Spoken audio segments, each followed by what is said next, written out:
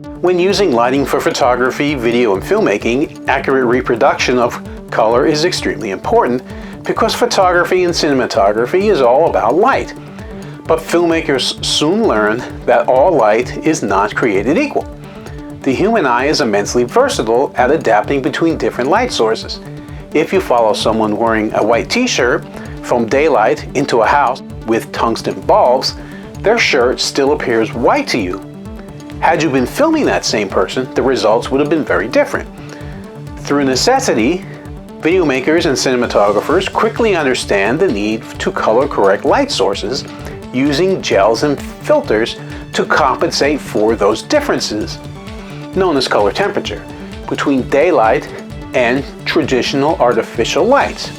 But sometimes that is not enough. Hang on to the end of this video because I'm going to explain what the color rendering index is when referring to sources of light. Hi, I'm Jim Costa.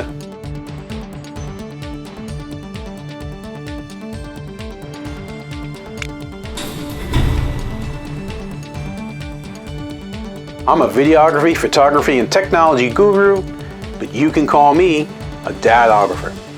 I've created many other videos on improving your photography, videography, filmmaking, video editing, audio recording, and technology skills, and many others on lighting as well. And I'll link to those in the description below, and both during and at the end of this video as well, so stay tuned. If you want to learn more, remember to subscribe to my channel and hit that bell to be notified when I upload new videos.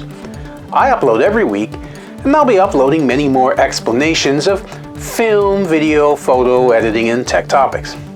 Stay tuned to the end to find out how to get my free DSLR, mirrorless, or interchangeable lens video camera cheat sheet that'll have you shooting photos and videos like a pro in no time.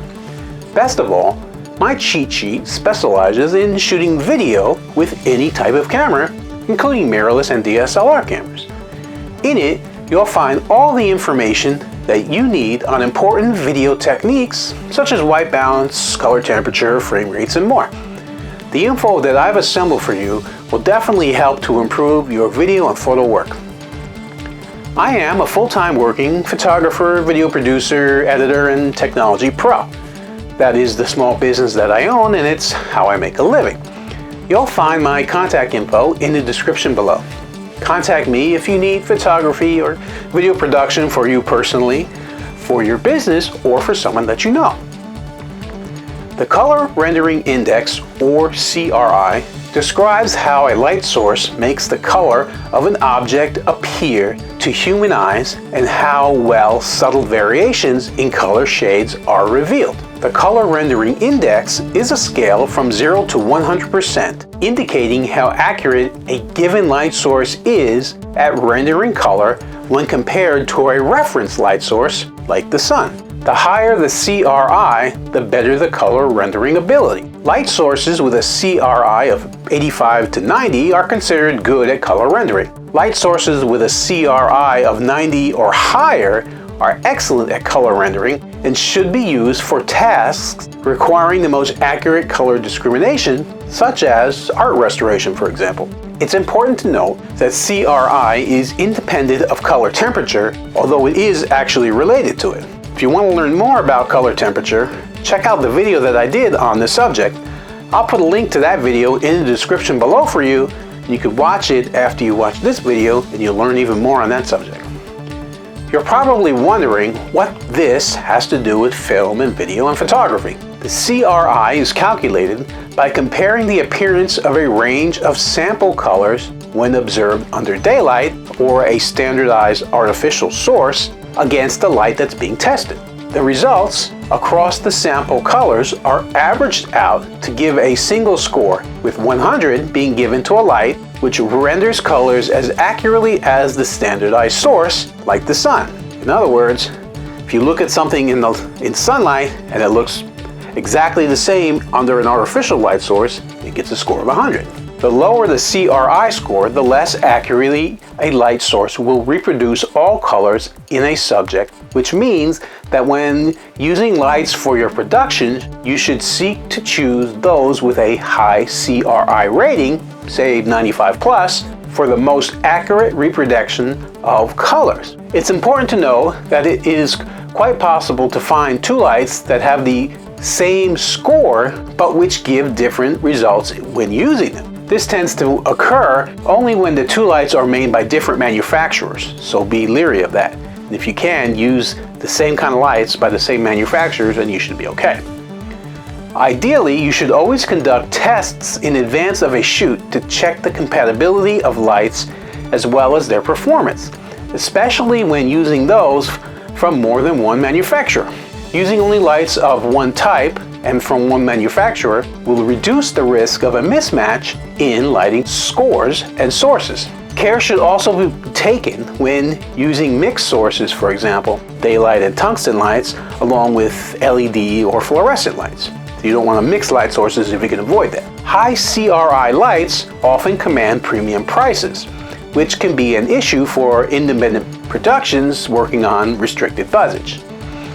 But they are definitely worth it in the long run, because a light is the kind of thing that once you buy it once, you will have it for many years and you'll have good colors in all your productions moving forward.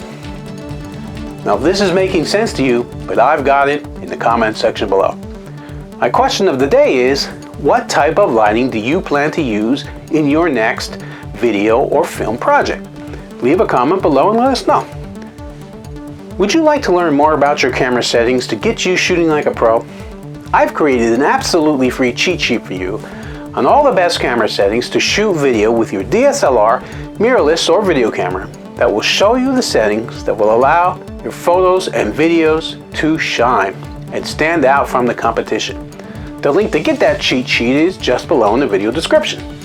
I've also created cheat sheets on other topics such as video editing, and even now offer training courses on editing video using Adobe Premiere Pro, and soon I'll have others. I'll link to those cheat sheets and training courses below as well. You can learn to edit like a pro with my training course, I guarantee it. Do you want to see more videos like this? Follow my YouTube channel, Jim Costa Films, for more. Think what you saw was great? Like it. Have an opinion? Comment below. You know someone who could benefit from the information that I provided? Share the video. Do you want to learn even more?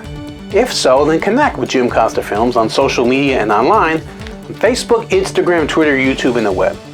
I currently have over 4,300 videos on my YouTube channel, Jim Costa Films, so feel free to check out many of my other videos for great tips and suggestions. If you follow me for a while now, you may know that I have a community of photographers, videographers, and filmmakers just like you on Facebook, where I share other pro tips and tricks. It's called Video Producers and Content Creators. I love new members who want to share their work, learn from others, and also help others with their own experiences too, and information that they can share. You'll find a link to that group in the description below, so feel free to join it where you'll learn even more.